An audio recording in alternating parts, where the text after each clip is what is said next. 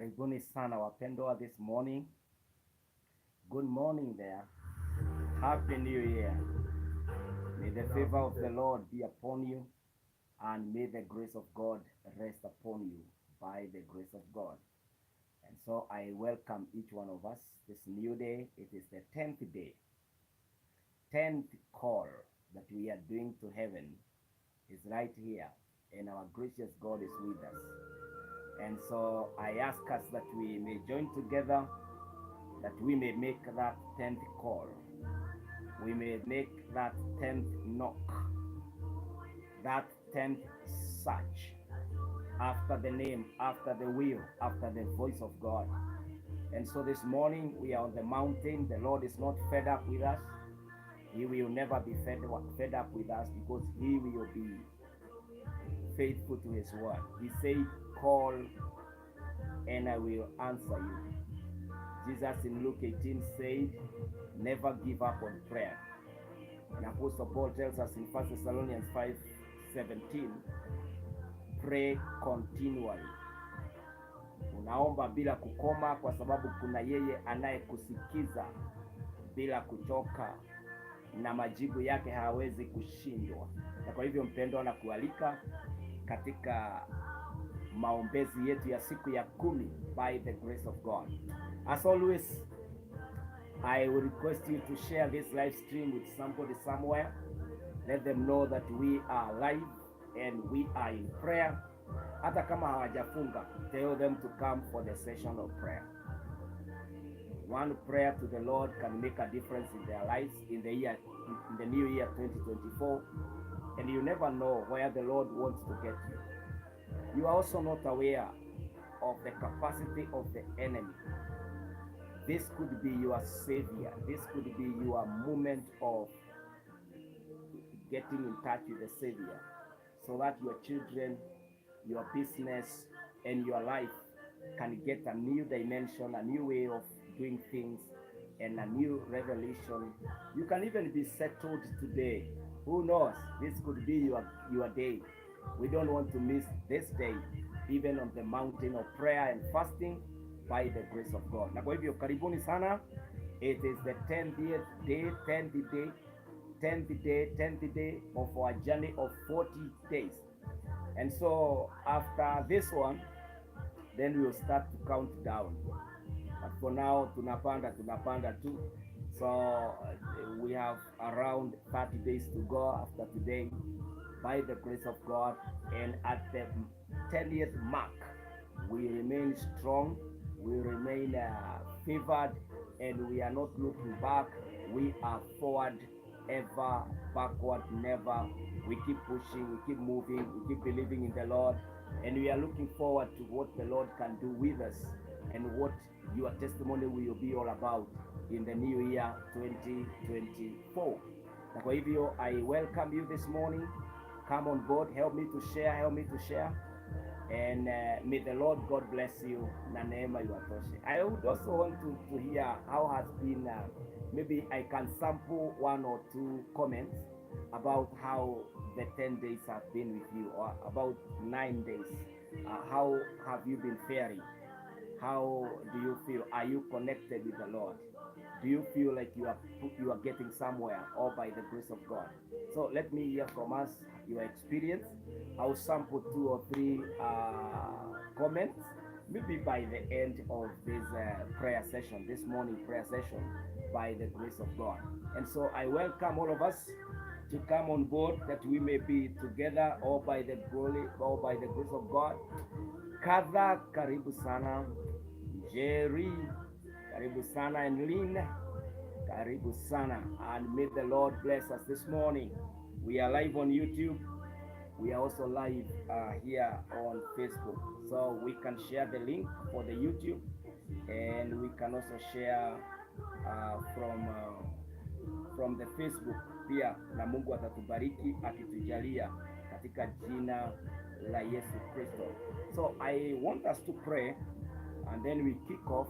We keep going and believing God for our subject today, which will be about our families. It is about our families. You came from a family, I came from a family. We are meant to be family men and women, and later on we will remain forever members of the family of God. God is the God of families. Mungu ni Mungu wa familia. Alipomuumba Adamu, baada ya kumpatia kila kitu, akampatia mashamba, akampatia wanyama, akampatia uongozi na utawala. The Bible says that he looked at man and he said, I will make a helper for this man. And so God initiated. God is the one who came up with the best plan for man's life, not just an idea, plan for man's life, which he executed and made sure that Adam gets a helper, and the very helper that he needed. And that helper was a wife. And so the family began that day. It was started by God. So family is divine, family is God's institution, and family is God's agenda for man.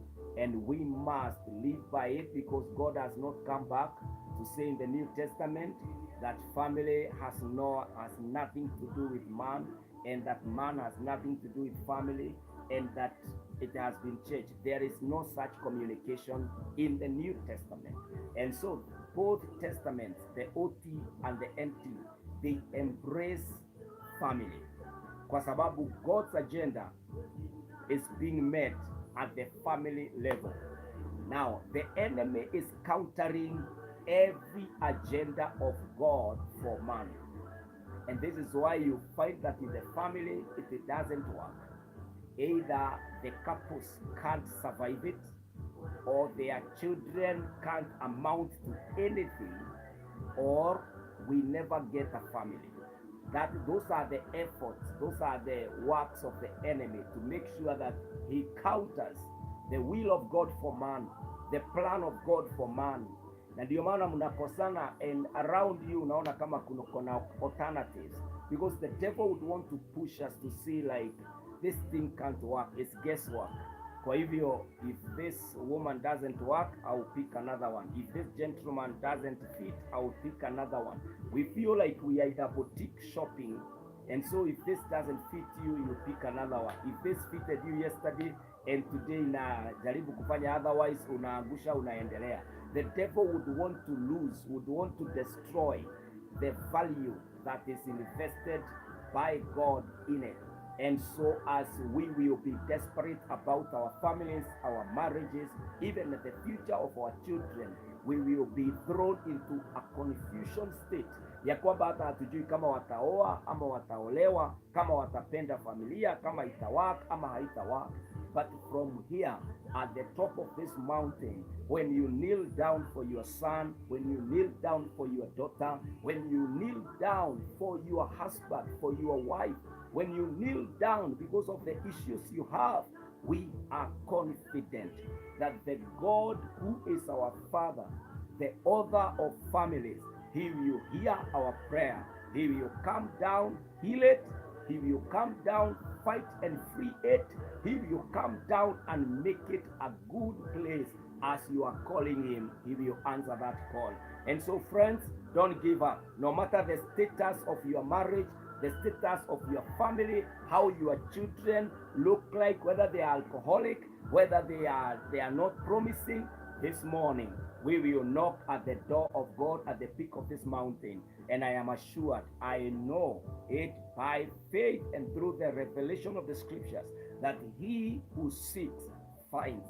He who knocks, the door is opened. He who asks, he is answered. That is the Lord who is faithful to his word, who has promised to answer our prayers. How I pray for you this morning, ya kwamba utaweza kuomba na kuombea jamii yako asubuhi ya leo. Hallelujah.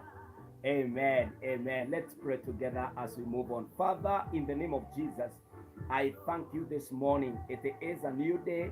It is the 10th day of the 40 days.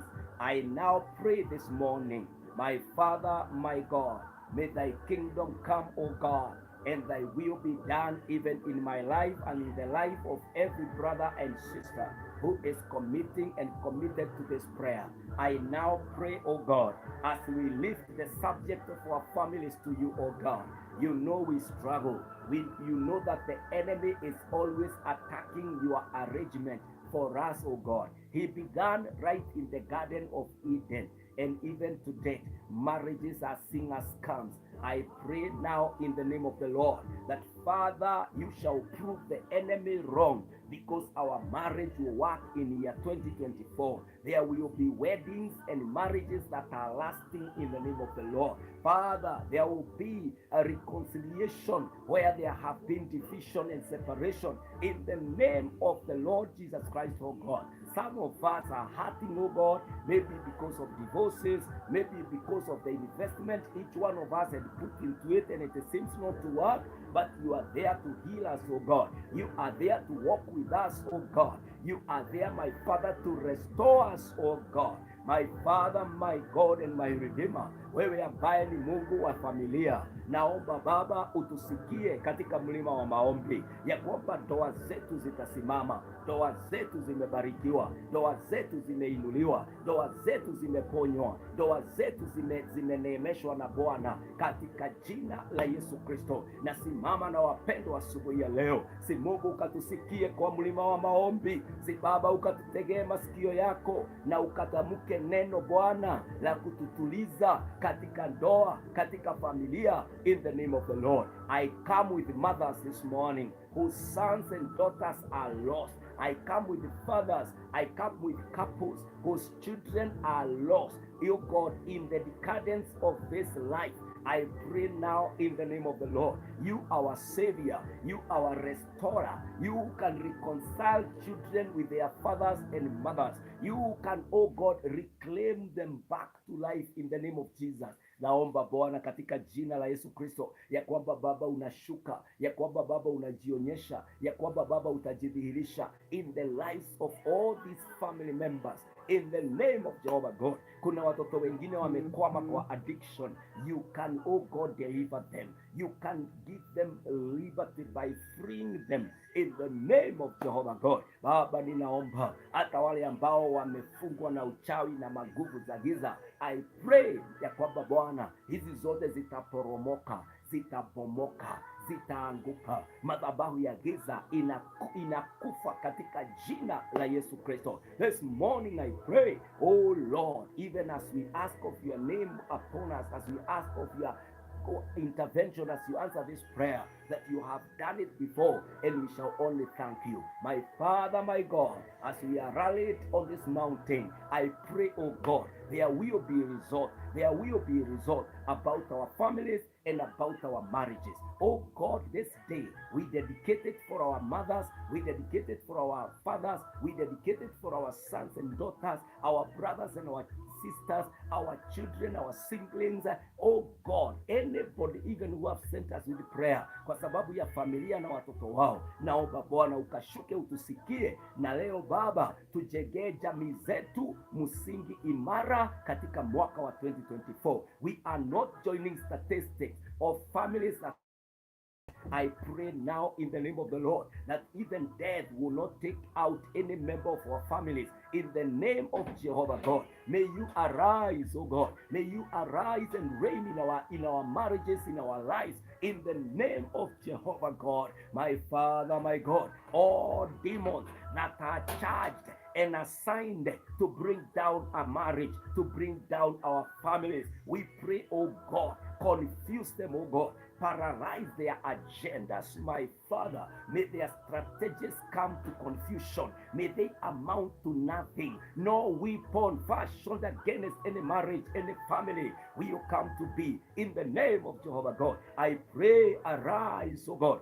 fight our battles in our families, in our marriages, in the name of the Lord. Tunakemea magonjwa, tunakemea hali zote Bwana za mipango ya kando inayoharibu ndoa na familia. Bwana, tunaombea hata watoto mayatima, that God, they will embrace family, even children homes where they are. Oh God, you shall come down to those families and bless those orphans in the name of Jehovah God. Bwana, ninaomba asubuhi ya leo, si ukatutembelee, si ukatujalie, si ukatuneemeshe, si ukatubariki katika jina la Yesu Kristo. Oh Lord, the knowledge and the wisdom we require, give a revelation for it, that our families will function, our families will be healthy, our marriages will work in the name of the Lord. Mungu Baba, I pray even with the single parents this morning, come down for them and enable them, oh God, to bring up a family by the grace of God. Even the widows and the widowers, my God, encourage them today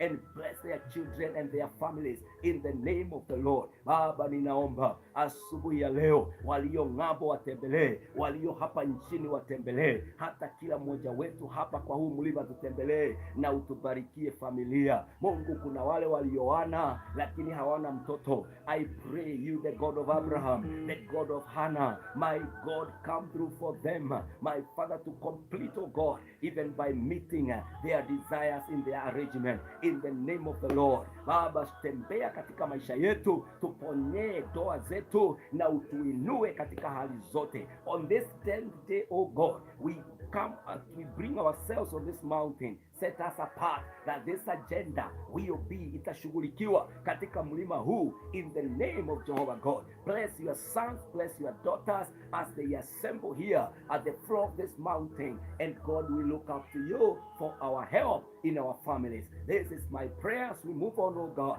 Help us, my God, and establish us in your very, very presence. This is my prayer and my desire. In Jesus' name, my God, I pray with my brothers and sisters all over the world. Oh God, that call you here is your daughters and sons calling you. Father, may you hear us this day. In Jesus' name, I pray and wait upon you, my Father. Amen, amen, amen, amen. Hallelujah. Karibuni wapendwa, that we may pray, we may lift our families, we may lift our marriages, we may lift our needs to this Lord, to this God.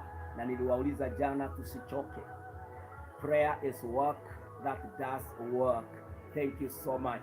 Helen on YouTube, may the Lord bless you and may the Lord hear us. All of us who are here, may the favor of God be upon us in the name of Jesus Christ. Esikaranja, karibu sana. Jacinta, karibu. Milka, Grace, karibu. Noel, karibu. And Patrick, karibu. All of us, karibuni sana. Tuendelee na maombi ya familia. Hallelujah. Wapendwa,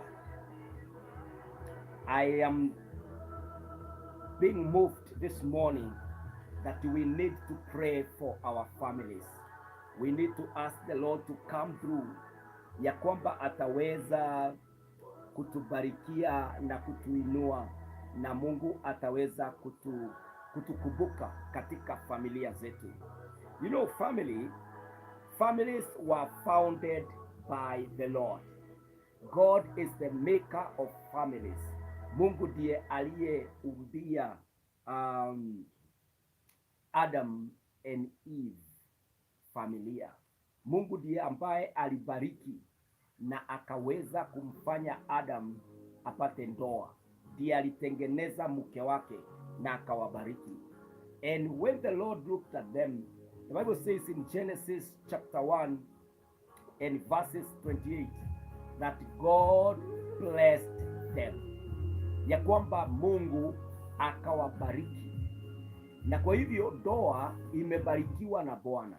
Mungu aliwabariki, yeye mwenyewe akanena baraka from the beginning, ya kwamba marriage is a blessed state.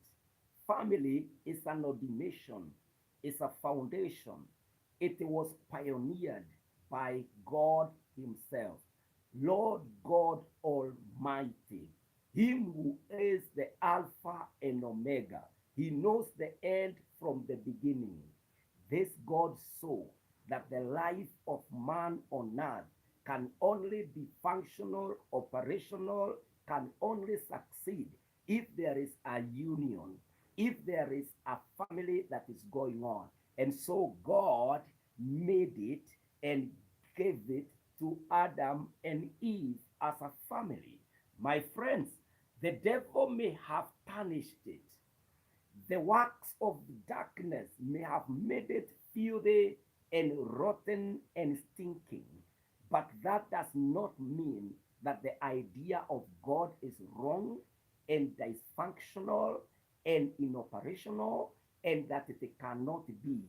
And so, having fakes in the market, if anyone would come up with a fake dollar note, a fake Kenya shillings or Kenya shillings note, you have never heard the central bank of a country withdrawing the original currencies in the market because there is the presence of the fake notes. No, the original, the correct notes continue in the market even as the government puts measures of flashing out the fake and the counterfeits. And so, having so many beings that are working against family, that does not mean that family as God made it to be, it cannot be. Na kwa hivyo wapendwa, kuna watu wameanza kusema ati doa, ati familia ni scam. I want to let you know that just like there are other evil things going around the world, but we do not stop living. It is the same treatment that we should give to our families, we should give to our marriages. Wapendwa, when we give up on God's plan, then we have no other hope.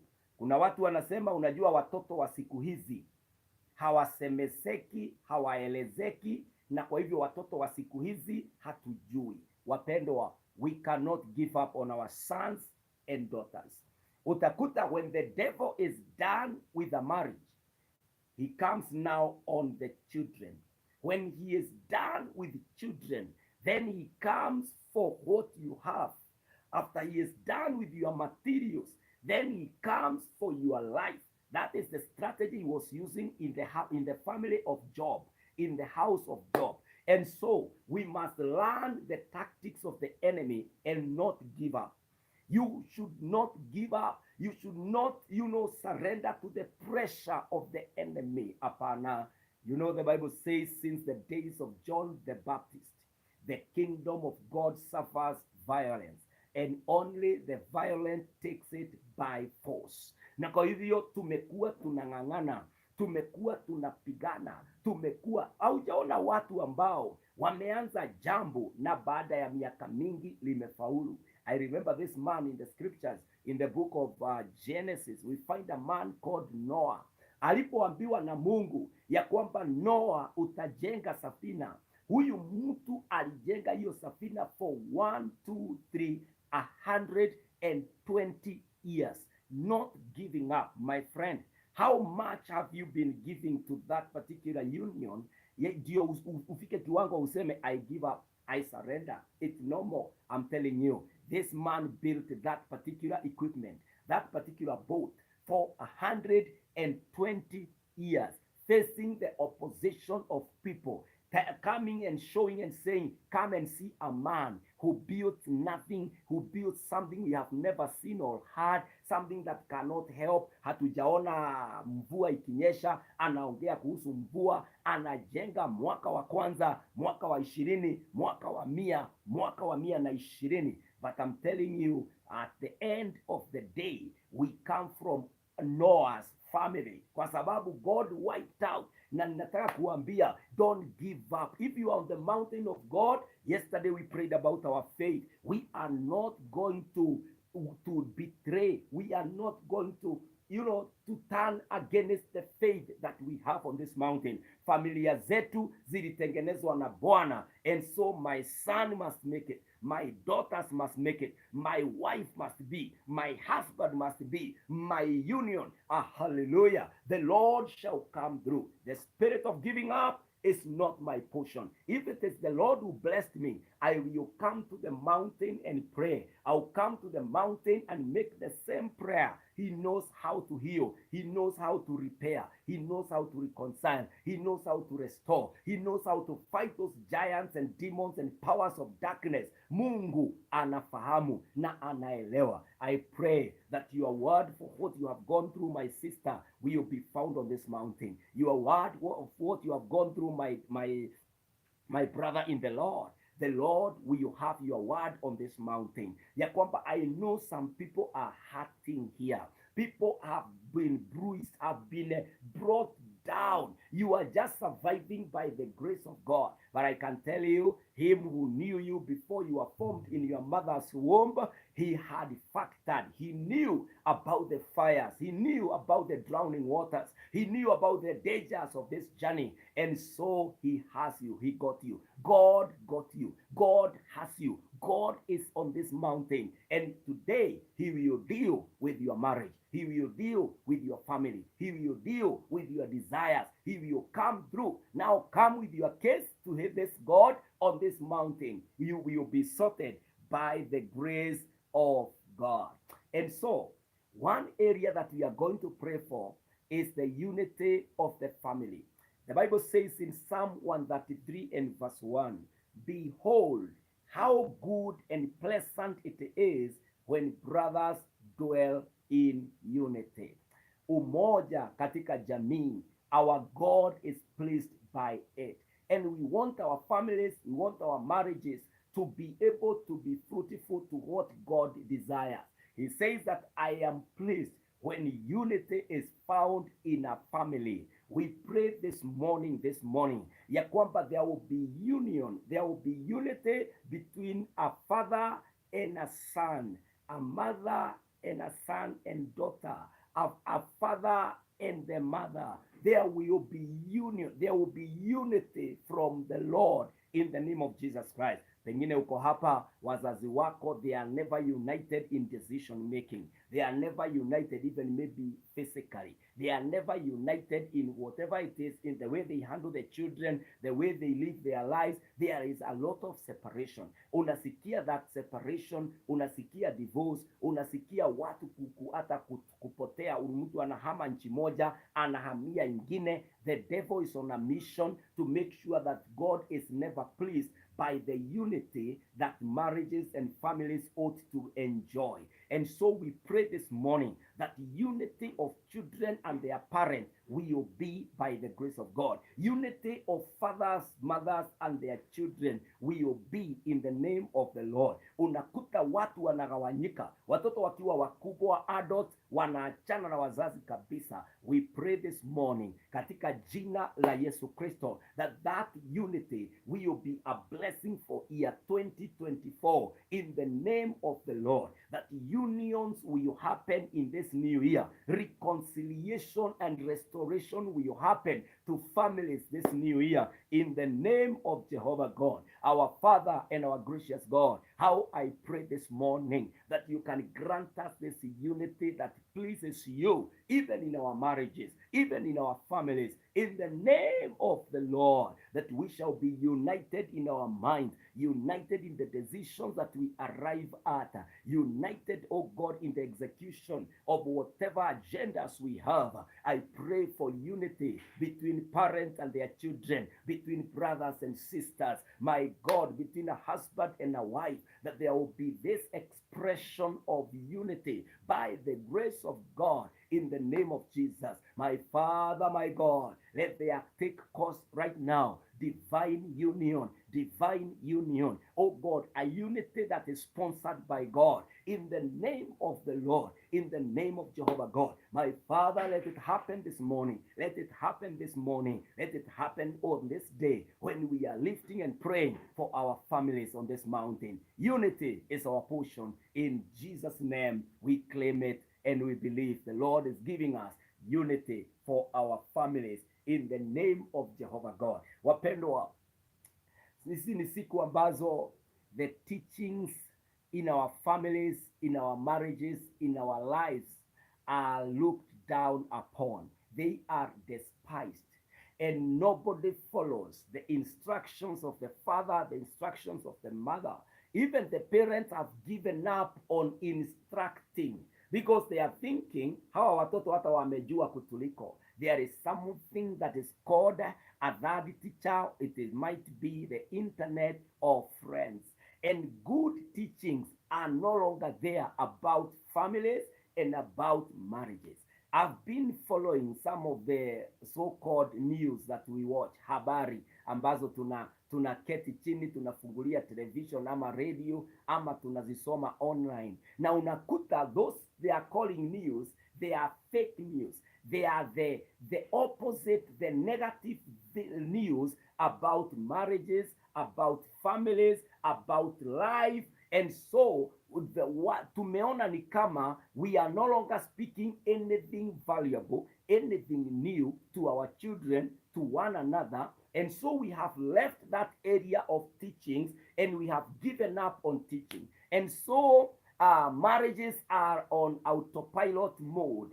They are on free mode. Families, they no longer care about wisdom, about knowledge. So it is whatever it is you see online, hiyo inakuwa tu ndio unaweka kwa familia, unaweka kwa doa. We have no place where the right teachings are happening, where the right counsel and guidance for our families, our marriages are happening. I want us to pray today that your marriage will find the right guidance and counsel, that your family will get the right counsel, will get the right guidance. Wherever your son is, wherever your daughter is, they will learn into the counsel that would bless their lives, would help their lives, that the information they are interacting with is an information that brings productiveness, that will bring fruitfulness in their lives. As my daughters go to school, as my son goes to school, my prayer is whoever they meet, whether it is the teacher,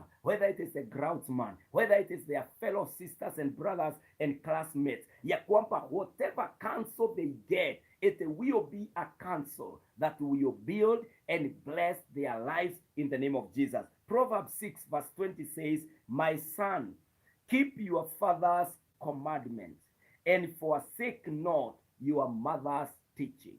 My friend, hear this. Proverbs 6 verse 20. My son, keep your father's commandment and forsake not your mother's teachings. My friend, after you have worked as an engineer, after you have worked as a pastor, after you have worked as a hawker, you retreat back in the evening to your family. If you hear from your family, a family member saying, Daddy, we are so glad, we are so pleased by your efforts. Hata kama umechoka namna gani, Daddy, know that your son is proud of you and I will not disappoint you. Every father will feel re-energized.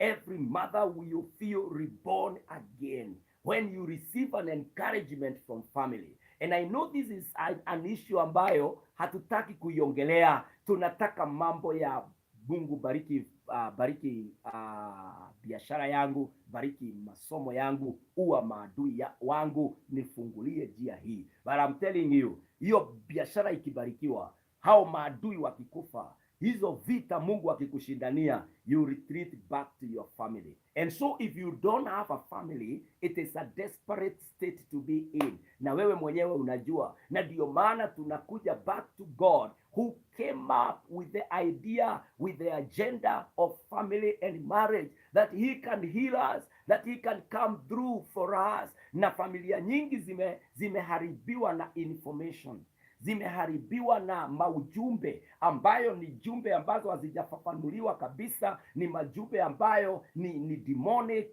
yamekuwa sponsored by the powers of darkness. Lakini kwa sababu hatuombi, hatuingii ndani kwa Mungu, hatuelewi tunapigana na nani. I pray today that there will be wisdom for your marriage, there will be wisdom for your family by the grace of God. My son, keep your father's commandments. You see this father commandment, it is about fathers, the parents, becoming teachers to their children.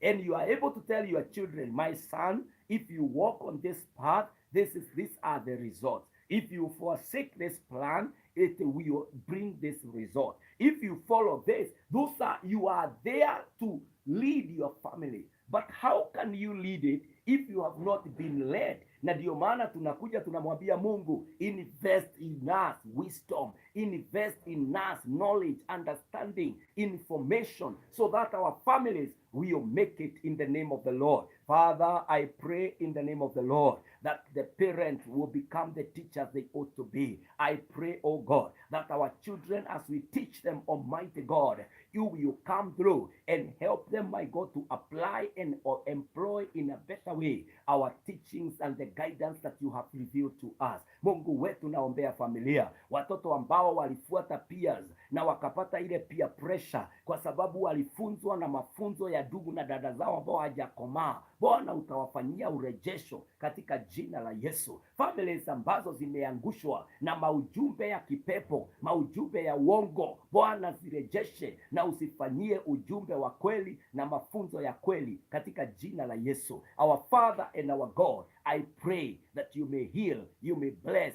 our families in Jesus' precious name. Amen, amen, amen, amen. Wapendwa, I pray that God will give us a great life, ya kwamba magonjwa na vifo ambazo zinakuja katika familia na zinatuua, zinatumaliza, Mungu ataziondoa katika jina la Yesu Kristo.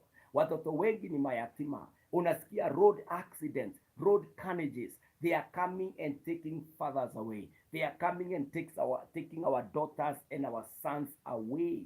Yani kuna vifo nyingi, mysterious deaths that are happening in families. We will pray that we will live to see our great grandchildren by the grace of God. We are praying for longevity of fathers. We are praying for long life of mothers. We are praying that our sons, our daughters will age gracefully, and the Lord will keep us to enjoy long life by the grace of God this particular morning and this particular day on the mountain of God. Listen to Proverbs 17 and verse 6. So Proverbs 17 and verse 6. The Bible says, grandchildren are the crown of the aged, and the glory of children is their fathers. Hallelujah. Grandchildren are the crown of the aged, and the glory of children is their fathers. Tunaomba leo that one day wewe ambaye wewe ni baba utaitwa guka, wewe ambaye ni mother utaitwa shosho, baadaye utaitwa shosho na great grandchildren watakuita hata mother, because longevity is found in the hands of the Lord. Ya kwamba Mungu atabariki watoto wetu, atatubariki sisi na miaka, that tutaona mtoto akiingia kindergarten, tutamuona akigraduate from a university, tutamuona akiingia kwa kazi, tutamuona akioa na akiolewa, tutaona wakipata mtoto, au huyo mtoto naye atakuwa, tutamuona akiingia kindergarten tena, akienda all the way to the university, anaoa, ndio tena sasa tunapata great child, yani great grandchild. Tunaendelea hivyo by the grace of God, ya kwamba tutaishi maisha mazuri na mema. You know, mimi naona watoto walio na a very bright future, alafu unasikia baba yao amegongwa na gari, mama yao ameangamia katika kifo ambacho, yani premature death zinaingia, na unakuta watu wamefanyika mayatima even before. Na hizo baraka zote, hayo maono yote yana amount to nothing. I want us to pray today that we shall see the great grandchildren. We shall be there with the longevity as a gift, as a blessing by the grace of God. Siujiombe. Father, in the name of the Lord, on this mountain I pray that I shall be able to bring up my children all the way. I shall see their children also. I will see their children's children, all by the grace of God. I claim in the name of the Lord longevity, long life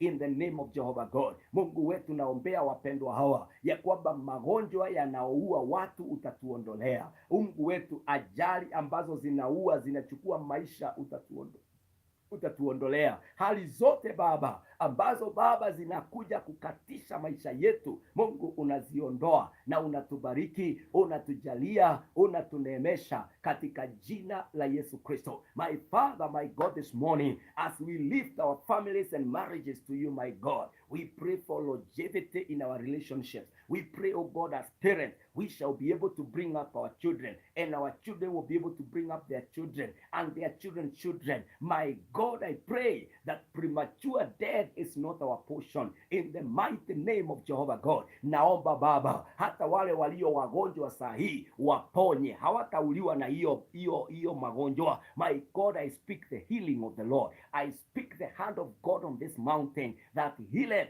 Jehovah Rapha, heal your people in the name of the Lord. Mungu wetu, hata wale ambao wamefungwa gerezani, wengine wamehukumiwa, my God and my Redeemer, ninaomba ya kwamba these fathers and mothers will get their full lives in the name of Jehovah God. Mungu wetu, twaomba maisha marefu yaliyo na baraka na yaliyo na neema. Tuone familia zetu zikiwa zimebarikiwa. We thank you and we ask you, God, that in 2024 we are losing no father, we will lose no mother, we are losing no parent, we are losing no child in the name of the Lord. Bless us with longevity, long life for your glory and for your honor. This is my prayer of long life. In Jesus' name we pray and we call upon the name of the Lord to do it.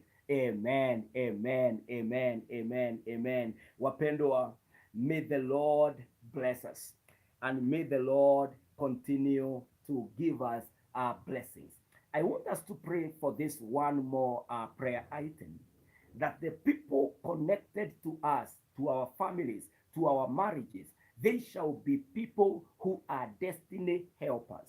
They shall be people who wish us well. They shall be people that are sent to make us and not to destroy us. Ya kwamba hawatakuwa Judas amongst the team that we have.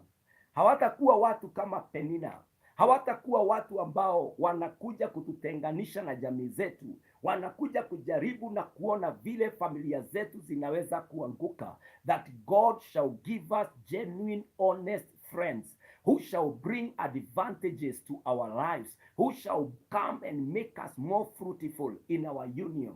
People who can love genuinely our children. People who can speak the truth for our marriage to work. People who can advise us with the advice that can be used to bless us and to make us better in our relationship by the grace of God. And so this morning, let us pray that our companions, the people who speak to our lives, the people who inject anything to our relationship, that they shall be the very people. Najua papa, kuna watu wako na testimonies ya kwamba ndoa yangu ni fulani aliangusha, ya kwamba mpango wangu wa watoto wangu ulizimwa na watu fulani. Let us pray that the companion, whether it is the companion of the mother-in-law or father-in-law or your brothers or sisters-in-law, whether it is about the friends of your husband, whether they are colleagues at whatever level, we pray that God shall send to us destiny helpers, people who will not be jealous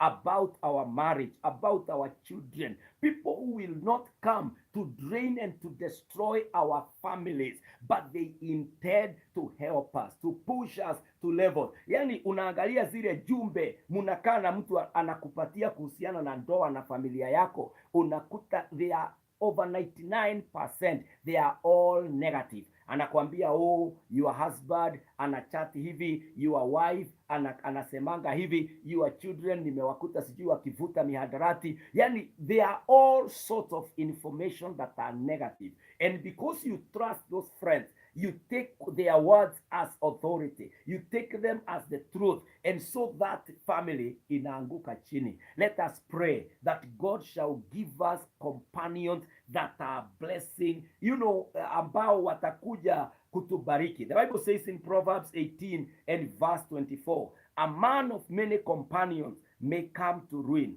but there is a friend who sticks closer than a brother. There is a friend who sticks closer than a brother. May the Lord give us real friends, people who can ask What are you struggling with? Can I pray with you? Can I advise you? Can I give you this important good book with the good information to take to your son, to take to your daughter? People who are concerned about building us, making us better than the people who are celebrating with us wakati tunaanguka, wakati tunashuka chini, wakati unakuja unamwambia, by the way, unajua kijana yangu amekataa shule. Saa hiyo ndio anataka hata akununulie chai, muongee mengi ya vile watoto wa siku hizi ni wabaya, ya vile hata angalisema mapema. There are people who are very much interested. They can become an audience of all negativity. They want to be there to hear and to celebrate, to cheer you up as you take the wrong decision, as you employ the, hawako hapo wakusaidie.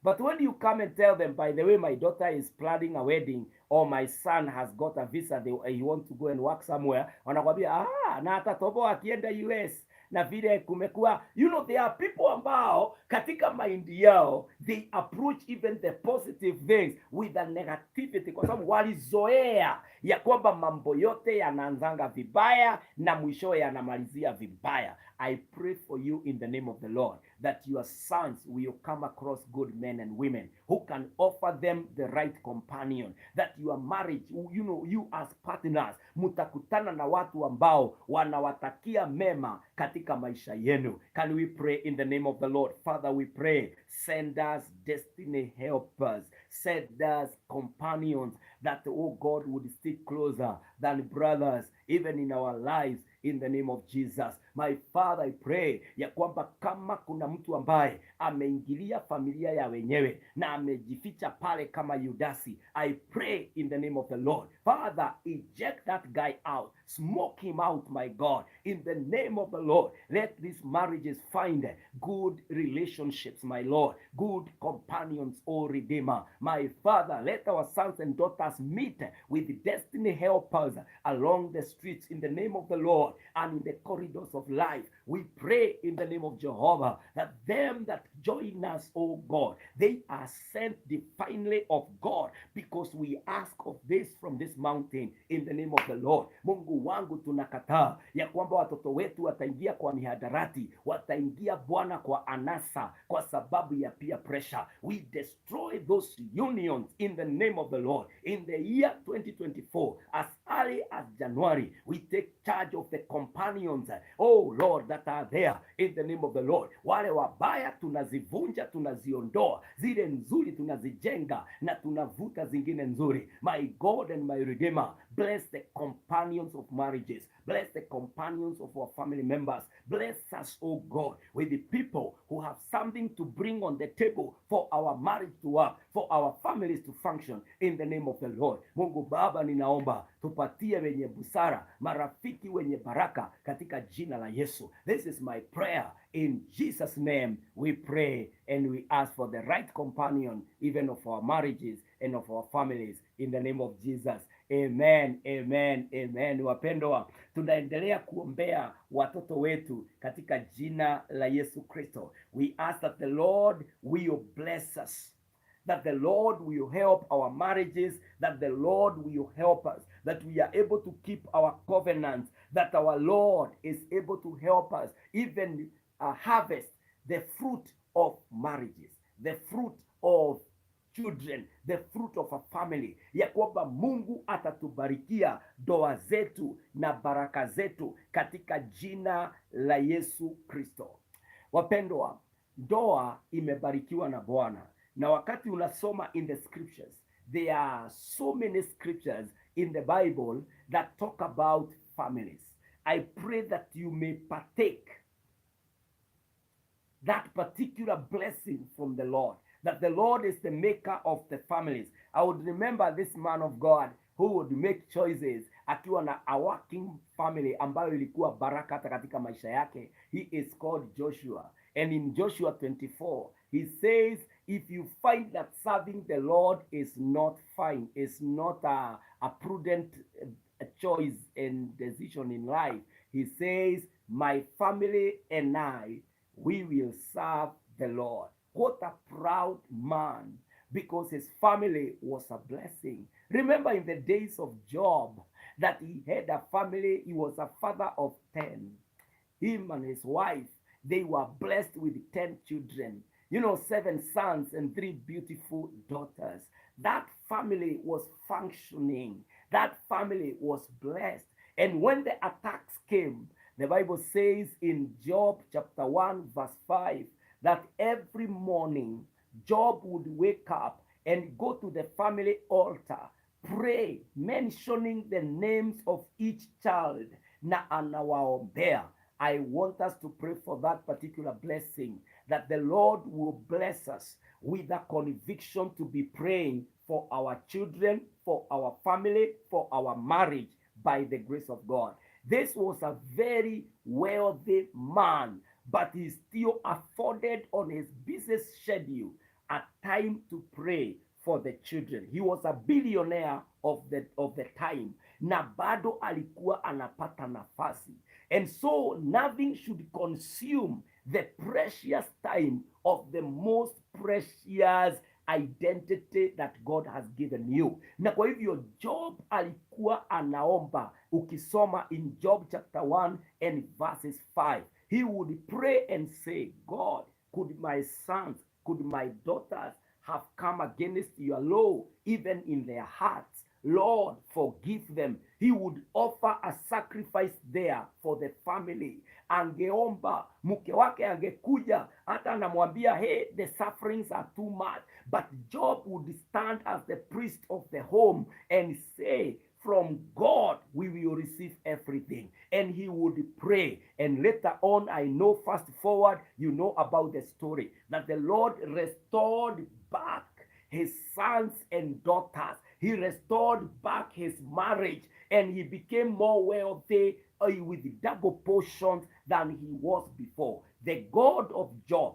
Job may have died many years ago, many years away, lakini huyo Mungu hajakufa. The God of Job is our God. What is it that your family is going through? My father and my mom, I ask you, don't give up on us. Get to that family altar. In your house, create somewhere ambaye ni kama the central place ya kuombeanga, mahali ambapo if you have many rooms na umeprovide mpaka study room, umeprovide hii na hii, you can also provide a prayer room in your own house, na unaweza kusema hapa tutakuwa tunaombea.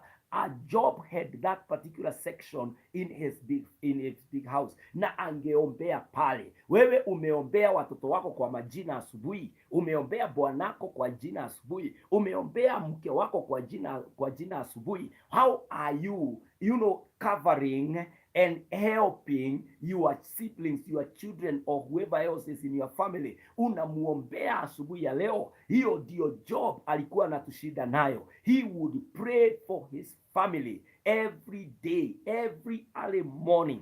I charge you and I ask you today, in the year 2024, make it a resolution. Resolve today ya kwamba nitakuwa nikiombea familia yangu. Hata kama ni kwa ofisi ukifika, piga magoti tu hapo, sema, Lord, I have just taken my son back to school. I pray for him that, oh God, his destiny is safe and blessed. That God, whatever the enemy could be planning, I thwart it in the name of the Lord. My daughter, my father, I pray, may you come through for her. Oh, you pray then for your wife. Hata wale haujaoa na haujaolewa, I want to let you know, you are potentially a family man, a family woman. Anza kuombea mbele, because I know there are singles ambao bado wanaendelea na masomo, ama uko tu shule, uko kazini, haujaoa, haujaolewa, unasema hii live stream ya leo, hii prayer item ya leo ni ya pastor na wale ambao wanasukumana na ndoa. My friend, omba mapema, jipange mapema, ndio best. Ingia kwa mlima, mwambie Lord, I secure my fiancé, I secure my partner. I pray for her wherever she is. If she is being surrounded by dangers, my God, I paralyze the powers of darkness and I secure that beautiful life for me. I secure that handsome life for me. Yani unaomba katika jina la Yesu. Maombi haipotei. Prayers don't expire. With God, God shall bring results by the grace of God. Na kwa hivyo wapendwa, situombe ya kwamba jamii zetu tutaweza kuziombea. Pray that you will not give up at the place of prayer for for your family. Kuna siku utatenga na unaenda kwa prayer center kuombea familia yako. Unasema hii siku kwa wiki nitakuwa ninafunga. Unaweza kusema nitafunga Friday, nitafungaga Monday. You choose a day in the week. Unasema this day sitakula, nitakuwa nikiomba ili familia yangu niipatie a sacrifice. Wapendwa, si Mungu atusaidie kwa hii familia ya kwamba tutaweza kuwa watu waombezi. Father, in the name of Jesus, ninaomba katika jina la Yesu ya kwamba utatusaidia kuombea familia zetu. Tutapenda familia zetu, hatuta give up. My God, I pray we will be able to pray. We will bring prayer items as they are revealed to us. The first place to talk about them, we will be at the place of prayer, at the altar of prayer. We shall make even days, set apart days in the week to say that I shall be fasting on a particular day for my family. I shall be fasting for a particular week for my family. My Father, I pray that in the year 2024, the family people will be praying for their families in the name of Jehovah God. Mungu wetu, ninaomba ya kwamba katika familia kutakuwa na uhai, kutakuwa na amani, kutakuwa Bwana na upendo, kutakuwa Bwana na mazao mazuri katika jina la Yesu Kristo. Mungu, ninaomba ya kwamba katika jamii magonjwa yaliyo pale utayaondoa, dhuluma zinazoendelea utaziondoa, utazikemea, na Baba utainua ndoa na utainua familia katika jina la Yesu Kristo. Tukija kwa mlima huu Baba, ninaomba ukashuke na ukatembee na ukajionyeshe katika maombi yetu. Bwana, nimeombea familia zote Bwana, mahala popote jamii iko Bwana, tembea na ukajidhihirishe. Sikia maombi yetu leo, jionyeshe ukiwa Mungu wetu na ukajidhihirishe katika maisha yetu. Haya ndiyo maombezi ya siku ya leo Bwana tunayoyainua. Bwana, tukumbuke na uso wako Bwana ung'ae juu yetu, masikio yako uyatege kwetu, macho yako yatuone, na mkono wako wa kuume Bwana ukaunyoshe ili ukatuinue. Tunakushukuru na tunaomba Bwana utusikie na ukatujibu kwa rehema zako. Hii ni maombezi yetu asubuhi jema. In Jesus name we pray, trust and believe. Amen, amen, amen, amen. Haleluya wapendwa. Sina Mungu wapendwa akawabariki na akawajalie hata siku ya leo katika jina la Yesu Kristo.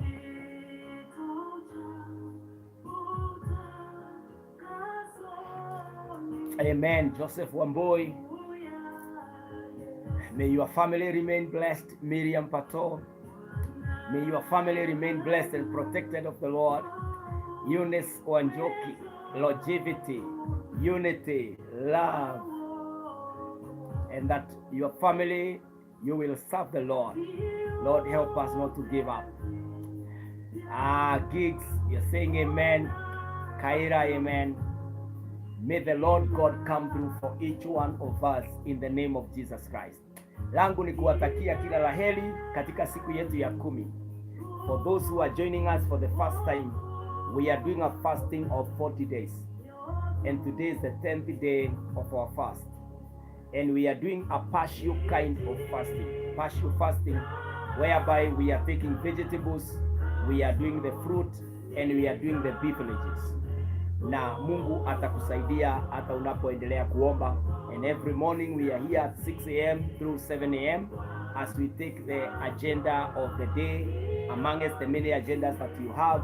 Na Mungu atakubariki. Helen, may the Lord God bless you. Hata kwa sababu ya kujiunga nasi on YouTube na wale wengine. May the Lord God bless us wapendwa, na neema itutoshe. In case you would want me to pray with you, my number is on my Facebook page. It is 0725 743 631. 0725 743 631. You can text me, you can inbox me, and we can be able, and also you can WhatsApp, ili tukaweze kuomba na kuendelea kuombeana katika jina la Yesu Kristo. I pray that you will have a fruitful day by the grace of God and a prayerful one. Shalom, and God be with you in this day. Amen. Amen.